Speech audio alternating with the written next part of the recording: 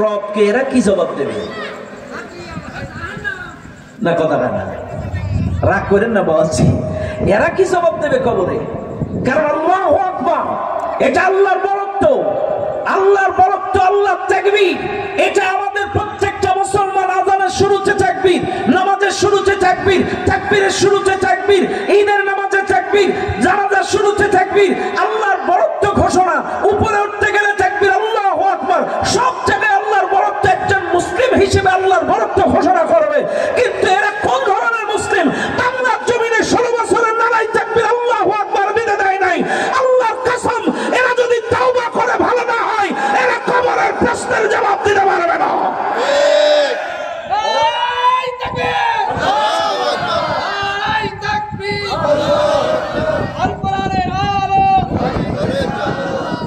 একটা কথা মনে রাখবেন, আপনার আমলে আছে যা, জবান দিয়ে বাইর হবে তা। আপনার আমলে যদি আল্লাহু আকবার থাকে, আপনার আমলে যদি বিসমিল্লাহি তাওয়াক্কালতু আলাল্লাহ থাকে, আপনার আমলে যদি আলাহুল খালকু ওয়াল আমর ইনিল হুকমু ইল্লা লিল্লাহ থাকে, আপনার আমলে যদি লা ইলাহা ইল্লাল্লাহ থাকে, আপনার আমলে যদি সুবহান রাব্বিয়াল আলা থাকে, আপনার আমলে যদি সুবহান রাব্বিয়াল আযীম থাকে, আপনার আমলে যদি রব্বানা লাকাল হামদ হামদান কাসীরান তাইয়িবান মুবারাকান ফীহি থাকে, আপনার আমলে যদি আল্লাহ আল্লাহ আল্লাহ আল্লাহ জিকির গুলো থাকে, আল্লাহর আইন, আল্লাহর সমাজ, আল্লাহর শাসন এগুলো যদি থাকে, কবরে আল্লাহর পরিচয় বের হবে। আর আপনার আমলে যদি দুনিয়া দুনিয়া, মানুষের তৈরি করা আইন, মানুষের তৈরি করা আইন, মানুষের তৈরি করা মতবাদ, মানুষের তৈরি করা ফতোয়া, তাগুতের ফতোয়া, তাগুতের আইন এগুলো যদি থাকে, তা কবরে এই মাহফিলে যারা আছেন কে কোন দল করেন জানি না, শুনে নেন, সবচেয়ে বড় ফিতনা হচ্ছে মানুষের তৈরি করা আইন। কাতিলুহুম হাত্তা লা তাকুনা ফিতনা ওয়া ইয়াকুনা আদ-দীনু লিল্লাহ ওয়া ইয়াকুনা আদ-দীনু কুল্লুহু লিল্লাহ।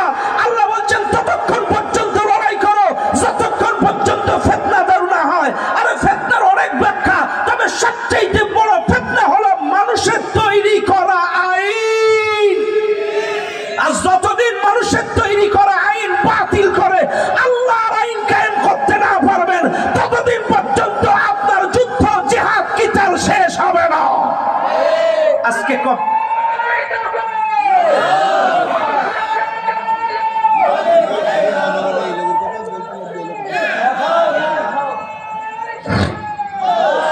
শুনে নেন এই মাহফিলের জনগণ, আপনাদেরকেই বলছি, যতদিন ফিতনা দূর না হবে আপনার শেষ হবে না। আজকে আমার দেশের কপাল পোড়া মুসলমান বলে, নবী যুদ্ধ করলো বদরে কাফেরদের সাথে, নবী যুদ্ধ করলো উহুদে কাফেরদের সাথে, নবী যুদ্ধ করলো তাবুকে কাফেরদের সাথে, খন্দকে কাফের, আর তো সব মুসলমান, আর কার সাথে যুদ্ধ করব? শোনো, আল্লাহ কোরআন বলছে, ইয়া আইয়ুহান নাবিয়্যু জাহিদিল কুফার ওয়াল মুনাফিকিন, হে নবী তুমি কাফের এবং মুনাফিকদের সাথে জিহাদ করো। যারা মনে রাখবেন, কাফেরদের চাইতে মুনাফিকেরাই ইসলামের সবচাইতে বেশি ক্ষতি করেছে, ইতিহাসের সাক্ষী আছে। মুনাফিকেরা সবচাইতে ইসলামের বেশি ক্ষতি করেছে। যারা মনে রাখবেন, এই মানব রচিত আইন সবচাইতে বড় ফিতনা। তার একটা তথ্য আপনাদের দিয়ে যায়, একটা প্রমাণ আপনাদের দিয়ে যায়। এটা সাপোজ আপনারা চিন্তা করেন, এ ভাই আমাদের দেশে মাদক নিয়ন্ত্রণ আইন আছে, আছে না? কি আইন আছে? মাদক নিয়ন্ত্রণ আইন আছে, কিন্তু মাদক নির্মূল আইন নেই। কিন্তু কথা কেন ভাই? আছে আছে, মাদক নিয়ন্ত্রণ আইন আছে 90% মুসলমানের দেশে, বুঝেন? কিন্তু মাদক নিয়ন্ত্রণ আইন তার মানে কি? অল্প অল্প খাওয়া যাবে, অল্প অল্প খাওয়া যাবে।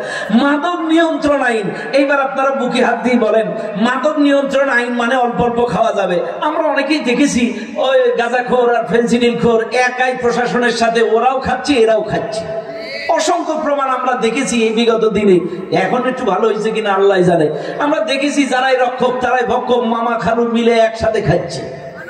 যাই হোক, আমি ওগুলো যাইতে চাই, ওদিকে যাব না। কথা হলো, চাইলে মাদক নিয়ন্ত্রণ আইন তার মানে অল্প অল্প খাওয়া যাবে, এর বাস্তব আইনটা দেখেন। এখানে যারা আন্তর্জাতিক এয়ারপোর্টে যারা উঠা বসা করছেন, ইন্টারন্যাশনাল বলেন আর ডোমেস্টিক বলেন, আপনারা যারা উঠা বসা করছেন বিমানবন্দরে, আপনারা দেখবেন বিমানবন্দরে বড় বড় মদের দোকান আছে, বড় বড় মদের দোকান আছে, অথচ বিমানবন্দরের নাম শাহজালাল আন্তর্জাতিক বিমানবন্দর।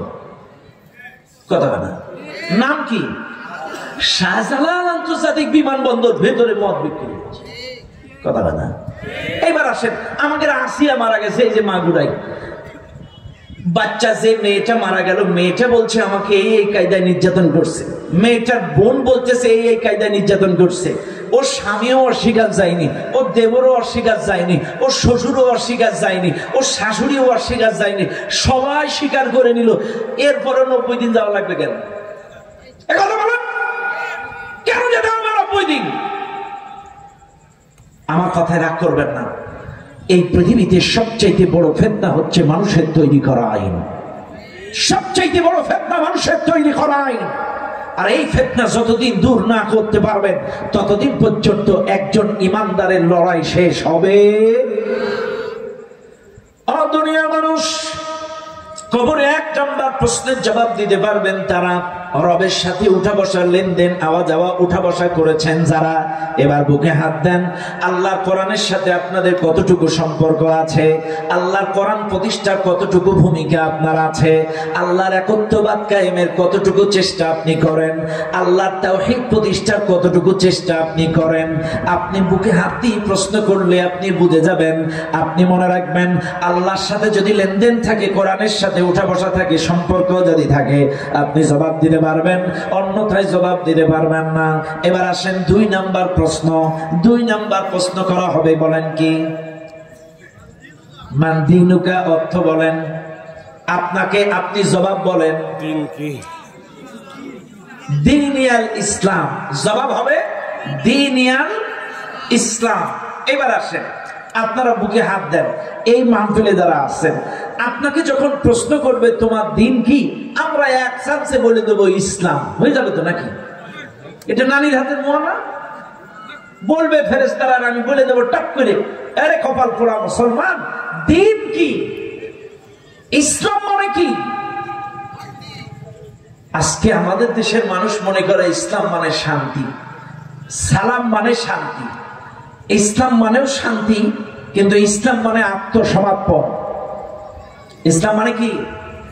আত্মসমর্পণ। আসলামা ইসলিমু ইসলামান ফাহুয়া মুসলিমুন। মুসলিম মানে আত্মসমর্পণকারী, আর সালাম মানে শান্তি। এই মাহফিলে যারা আছেন একটু ভালো করে শোনেন। চাইলে আপনি জবাব দেবেন দীনিয়াল ইসলাম। এই শব্দটা জবাব দিতে পারবে কারা? হ্যাঁ, আপনার ব্যক্তিগত জীবন থেকে শুরু করে গোটা জিন্দেগিতে যদি ইসলাম থাকে, আপনি এই জায়গায় বসে হাত দেন, আপনার মাথার থেকে পায়ের আঙ্গুল পর্যন্ত কতটুকু ইসলাম আছে, আপনার পারিবারিক জীবনে কতটুকু ইসলাম আছে, আপনার ব্যবসায়িক অর্থনৈতিক জীবনে কতটুকু ইসলাম আছে, আপনার রাজনৈতিক জীবনে কতটুকু ইসলাম আছে, আপনি বুকে হাত দেন। আপনার মাথার থেকে পা পর্যন্ত ইসলাম আছে, আপনার পারিবারিক জীবনে ইসলাম আছে, আপনার অর্থনৈতিক জীবনে ইসলাম আছে, আপনার রাজনৈতিক জীবনে ইসলাম আছে। আপনার গোটা জিন্দেগিতে যদি ইসলাম থাকে, পারিবারিক জীবনে ইসলাম, অর্থনৈতিক জীবনে ইসলাম, রাজনৈতিক জীবনে ইসলাম, ব্যক্তিগত জীবনে ইসলাম, গোটা জিন্দেগি যদি ইসলাম থাকে, তাইলে আপনি জবাব দিতে পারবেন দীনিয়াল ইসলাম। আপনার কোন জায়গায় ইসলাম নেই, আর এখন যদি ইসলামের কথা বলে অনেকের মুখ শুকায় যায়। কিসের ইসলামী? ইসলামী রাষ্ট্র আর ইসলামী আইন। আমাদের দেশে অনেক কপাল পোড়া মুসলমান দাঁড়িয়ে আছে, টুপি আছে, আল হাজ নামের আগে মোহাম্মদ লেগে ইসলামী দলের কথা শুনলে, ইসলামী জীবন ব্যবস্থার কথা শুনলে, ইসলামী রাষ্ট্রের কথা শুনলে, ইসলামী রাজনীতির কথা শুনলে ওদের মুখ শুকায় যায়। আমি আসলে আশ্চর্য হয়ে যাই। এবার যত নীতি আছে এই পৃথিবীতে, আপনি বলেন তো ইসলাম কে দিয়েছেন? জোরে বলেন, কে দিয়েছেন? ইসলাম কে দিয়েছেন? আল্লাহ। আচ্ছা, ইসলাম যদি আল্লাহ দেয়, এইবার আপনারা বলেন নীতি, রাজনীতি মানে কি? রাজার নীতিমালা নিয়ে আলোচনা করা, রাজার নীতিমালা সমাজে রাষ্ট্রে কায়েমের চেষ্টা করা, এর নাম রাজনীতি। এখন রাজা কয়জন? সবাই বলেন আল্লাহ। রাজা কয়জন? একজন। চাইলে ওই রাজার নীতিমালা, রুলস রেজুলেশন সমাজে রাষ্ট্রে কায়েমের চেষ্টা করা। এবার আসেন আরেকটু ক্লিয়ার করে দেই। ও ভাই, যারা ইসলামী রাজনীতি শুনলে যাদের মস্তক দূরে হয়ে যায়, এরা মনে করে এই রাজনীতি ওই রাজনীতি সবচেয়ে বড়। কিন্তু আপনাদের সহজভাবে জবাব দেই, এলাকার সবচেয়ে বড় হাঁসটাকে কি হাঁস বলেন? আচ্ছা মেনে নিলাম। এলাকার বড় মিস্ত্রিটাকে কি মিস্ত্রি বলেন? আচ্ছা ওই বড় রাস্তাটারে কি পথ বলেন? রাজপথ। চাইলে বড় পথটা যদি রাজপথ হয়, বড় মিস্ত্রিটা যদি রাজমিস্ত্রি হয়, বড় হাঁসটা যদি রাজহাঁস হয়, তাইলে সবচাইতে বড় নীতি তো ইসলামী রাজনীতি। এইটা মানতে তো সমস্যা কোন জায়গায়? বড় হাঁসটা যদি রাজহাঁস হয়, বড় মিস্ত্রিটা যদি রাজমিস্ত্রি হয়, বড় পথটা যদি রাজপথ হয়, তাহলে এই বাংলাদেশের যত নীতি আছে সবচাইতে বড় নীতি হলো ইসলামী রাজনীতি। এতে কোনো সন্দেহ নয়। আর একজন ইমানদার ইসলামী রাজনীতির বাইরে থাকতে পারে না। আপনি ইমানদার দাবি করবেন আর বলবেন হুজুর কোন রাজনৈতিক বক্তব্য দেবেন না। আরে কবরের তিনটা প্রশ্নই তো রাজনৈতিক। প্রথম প্রশ্ন আইন মেনেছ কার? দ্বিতীয় প্রশ্ন প্রথম প্রশ্ন আইন মেনেছ কার? দ্বিতীয় প্রশ্ন দিন মেনেছ কার? 3 নম্বর প্রশ্ন নেতা মেনেছ কাকে? আরে তিনটাই তো রাজনীতি। হ্যাঁ, কবরের তিনটা প্রশ্নই তো রাজনীতি। 1 নম্বর প্রশ্ন আইন মেনেছ কার? তোমার রবকে। কার আইন মেনেছ? এটাই তো প্রথম। চাইলে আইনের প্রশ্ন যদি আসে তো রাজনীতিতে ঢুকে গেল। তো এটাই তো আইন মেনেছ কার? আল্লাহর আইন মেনেছ না মানুষের তৈরি করা আইন মেনেছ? এটা তো রাজনীতি প্রশ্ন। 2 নম্বর প্রশ্ন দিন মেনেছ কার? আনুগত্য করেছ কার? বলেন। আল্লাহ আপনাকে ডাক দিচ্ছে, হাইয়া আলাস সালাত, নামাজে এসো। হাইয়া আলাল ফালাহ, ডাক দিচ্ছে। ভালো কথা। একই টাইমে আপনার নেতা ডাক দিছে, চল আজকের মোড়ের মাথায় 3 রাস্তার মোড়ে মিছিল আছে, আমার ভাই, তোমার ভাই, ক্যাপসেল ভাই, ট্যাবলেট ভাই। এখন আল্লাহ আপনাকে মসজিদে ডাকছে, ওদিকে নেতা আপনাকে মোড়ে ডাকছে, নিউ মার্কেট মোড়ে। এখন আল্লাহর ডাকে মসজিদে না যায়, নেতার ডাকে আপনি নিউ মার্কেটে গেলেন। বলেন তো কার ইবাদত করলেন? কার গোলামি করলেন? নেতার গোলামি করলেন। কার গোলামি করলেন? নেতার গোলামি করলেন। চাইলে আপনি একটু বুকে হাত দিয়ে বলেন দ্বীনুল ইসলাম এই শব্দটা বলতে পারবে তারা যাদের ব্যক্তি জীবনে ইসলাম আছে, পারিবারিক জীবনে ইসলাম আছে, অর্থনৈতিক জীবনে ইসলাম আছে, রাজনৈতিক জীবনে ইসলাম আছে, গোটা জিন্দেগিতে যাদের ইসলাম আছে, তারা কবরে বুক ফোলায় পড়বে দ্বীনুল ইসলাম। বাস এবার আসেন একটু বুঝাই। ও মায়েরা, ব্যক্তি জীবনে ইসলাম মাথা থেকে পা পর্যন্ত কতটুকু আছে আপনারা ভালো জানেন। আচ্ছা বাদ দিলাম। এবার আসেন পারিবারিক জীবনে ইসলাম। পারিবারিক জীবনে আপনার কতটুকু ইসলাম আছে একটু খেয়াল করেন। পারিবারিক জীবনের দিকে একটু তাকান। আমাদের দেশের কপাল পোড়া কিছু মুসলমান আছে, পহেলা বৈশাখ, ঈদ উল ফিতর, ঈদ উল আজহা, 14 ফেব্রুয়ারি, 31 নাইট আপন বউকে সুন্দর করে সাজসজ্জা করিয়ে পেট পিঠ বাইর করে মেকআপ করিয়ে গোটা বাইপাসের এ মাথা ও মাথা, মন্টু মিয়ার বাগান বাড়ি, আব্বাস মিয়ার বাগান বাড়ি, গোটা শহর ঘুরাই নিয়ে বেড়ায়। আল্লাহ রাসূল বলছেন লাআনাল্লাহু নাযিরা ওয়াল মানযুরা ইলাইহি, যে দেখায় এবং যে দেখে উভয়ের উপরেই আল্লাহ লানত। আমি আবারও বলছি, যে দেখায় যে দেখে উভয়ের উপরেই আল্লাহ লানত। অর্থাৎ তুমি দামড়া স্বামী, তুমি তোমার স্ত্রীকে পেট পিঠ বাই করে মেকআপ করায়া বাইপাস দিয়ে নিয়ে গেলে, তার মানে তুমি ওরে সাজায়া বাইর করলে পাতলা শাড়ি পরায়া, আর তোমার বউ মেকআপ করলো, তার মানে তোমরা দেখাচ্ছ। আর রাস্তার কুলাঙ্গার কিছু দুশ্চরিত্রবান, তার মানে যে দেখায় যে দেখে উভয়ের উপরেই আল্লাহ লানত। লানাল্লাহু নাযিরা ওয়াল মানযুরা ইলাইহি। আরে তুমি ঈদ উল ফিতরের দিন সারা দিন তোমার বউরে সারা সাতক্ষীরার লোক দেখালে, আর মাগরিবের সময় যে আল্লাহু আকবার, আরে বাপ্পা আন্দাজ পাও না? তুমি সারাদিন তোমার বউটারে বেহা বেপর্দায় ঘুরায় গোটা দুনিয়া দেখায় দিলে, আর মসজিদে যে তোমার ব্যক্তিগত জীবনে ইসলাম নেই, তোমার পারিবারিক জীবনে ইসলাম নেই, তোমার বউ পর্দা করে না, মেয়ে পর্দা করে না, তোমার বাড়িতে মেহমান আসলে 18 বছরের মেয়েটাকে দিয়ে আর তোমার বউটাকে দিয়ে তুমি তোমার বন্ধুকে খেদমত করো, আর তুমি পার উপরে ঠ্যাং তুলে দিয়ে বসে থাকো, তোমার বউ আর মেয়ে খেদমত করো। তোর বউ মেয়েকে দিয়ে খেদমত করাবি কেন? হ্যাঁ কেন? তোমার বউয়ের উপরে পর্দা ফরজ, মেয়ের উপরে পর্দা ফরজ। কেন? ওয়ালা ইউবদিনা যিনাতাহুন্না ওয়া কুল লিল মুমিনাতি ইয়াগদুদনা মিন আবসারিহিন্না ওয়া ইয়াহফাজনা ফুরুজাহুন্না ওয়ালা ইউবদিনা যিনাতাহুন্না। আল্লাহ বলেন ওই তুমি মুমিনা নারীদেরকে বলে দাও তারা যেন চক্ষু নিম্নগামী করে, লজ্জাস্থানের হেফাজত করে, তাদের সুন্দর অংশ যেন দেখিয়ে না বেড়ায়। সুন্দর কি? মহিলাদের মুখ সুন্দর, মহিলাদের স্কিন সুন্দর,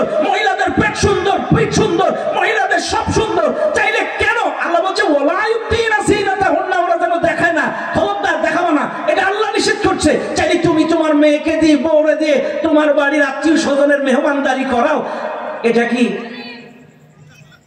কথা না? খারাপ ভাবেন না, আমি বোঝানোর জন্য বলছি। ব্যক্তিগত জীবনে ইসলাম, পারিবারিক জীবনে ইসলাম। শুধু ব্যক্তিগত জীবনে আপনি হাজি হয়ে দাঁড়িয়ে রেখে বসে থাকবেন, কাজ হবে না। আপনার পরিবারেও ইসলাম থাকা লাগবে, আপনার পরিবারের পর্দা থাকা লাগবে, আপনার পরিবারের সদস্যগুলোদেরকেও নামাজ শিখাতে হবে। আপনি একাদশুল কোরআন পড়বেন তো কি হয়েছে, আপনার বেবিদেরকে, আপনার বাচ্চাদের, ফ্যামিলি মেম্বারদেরকেও পড়াতে হবে। আপনার ফ্যামিলির মধ্যেও কোরআন চালু করতে হবে, ইসলামী শিক্ষায় শিক্ষিত করতে হবে, তাদের মধ্যেও ইলমে দ্বীনের তালিম দিতে হবে। কষ্ট পাচ্ছেন আপনারা? পাচ্ছেন না তো? আমার কথা কি খাটছে? দেখছেন চতুর্দিকে গাড়ি ঘোড়ায় ভরে গেছে, খাটছে? হ্যাঁ ঠিক আছে, আর দরকার নেই, এতটুকুই বলছি। খালি প্রথমেই বলেছিলাম যে একটু পরে সব গাড়ি ঘোড়া ভরে যাবে, তারপরে আলামিন ভাই সময় লোকজন তখন বসার জায়গা পাবে না। যাই হোক, কষ্ট পাচ্ছেন না তো আপনারা? চলবে চলবে। কয়টা প্রশ্নের জবাব দিছি? যদিও কমন ওয়াজ, আমি একটু আনকমন করে বলতেছি, এটা কিন্তু বাস্তব কথা বলছি, কবরের বাস্তব চিত্র বলছি। এইভাবে আপনাদের কেউ বোঝাবে না, আপনাদের সহজ তাইরে নাইরে তেলতালা ওয়াজ করে চলে যাবে, কিন্তু এটাই বাস্তব। কবরের প্রশ্নের জবাব দিতে পারবে তারা, দ্বীন ইসলাম বলবে তারা, গোটা জিন্দেগিতে ইসলাম মেনেছে যারা। বাইরে আমি কিন্তু একটু আগে বলছি, কিয়ামতের দিন বিনা পারমিশনে সুপারিশ করবে দুইটা জিনিস। কয়টা জিনিস সবাই বলেন? এক নাম্বার হচ্ছে কোরআন, দুই নাম্বার হচ্ছে রমাদানের রোজা। এই দুইটা জিনিসের কোনো পারমিশন লাগবে না, অন্যথায় কোনো নবীও অনুমতি ব্যতীত কথা বলতে পারবে না, কোনো মানুষ অনুমতি ব্যতীত কথা বলতে পারবে না। আল্লাহ অনুমতি দিবে তারা কথা বলবে, কিন্তু কোরআন আর রমজানের কোনো পারমিশন লাগবে না। এই দুটো জিনিস আল্লাহর সামনে দাঁড়ায় যাবে, কোরআন দাঁড়িয়ে যাবে, ও মালিক এই মানুষগুলো কোরআন দিয়ে জীবন পরিচালনা করেছে, কোরআনী আন্দোলনের জন্য অর্থ দিয়েছে, ইয়ানাত দিয়েছে। এই মানুষগুলো কোরআনের মাহফিল বাস্তবায়নে 500, 1000, 2000 টাকা দিয়ে এলাকার মানুষদেরকে কোরআনের তাফসীর শোনার পরিবেশ করে দিয়েছে। ও মালিক, এই মানুষগুলোকে তুমি বিনা হিসাবে জান্নাত দিয়ে দাও। কোরআন সেদিন, কোরআনের সুপারিশে আল্লাহ সেদিন কোরআন ওয়ালাদেরকে জান্নাতে ঢুকায় দেবে। বাইরে আমি কি বলতেছি আপনারা বুঝছেন? জ্ঞানী মানুষ ইশারায় বোঝে। বাইরে এই মাহফিলে যারা আছেন, 10-এর লাঠি 1-এর বোঝা, সবকিছু মিলাই অনেকগুলো খরচ। বাইরে সবাই মিলে যদি চেষ্টা করি, কোরআনের মাহফিলটা উঠে যাবে ইনশাআল্লাহ, ঋণ থাকবে না। আর আপনারা যদি সহযোগিতা না করেন, এই কোরআনের মাহফিলটা ঋণ থেকে যাবে। এই জন্য লাপসার মানুষ এবং বাইরের মানুষ যত মানুষ আছে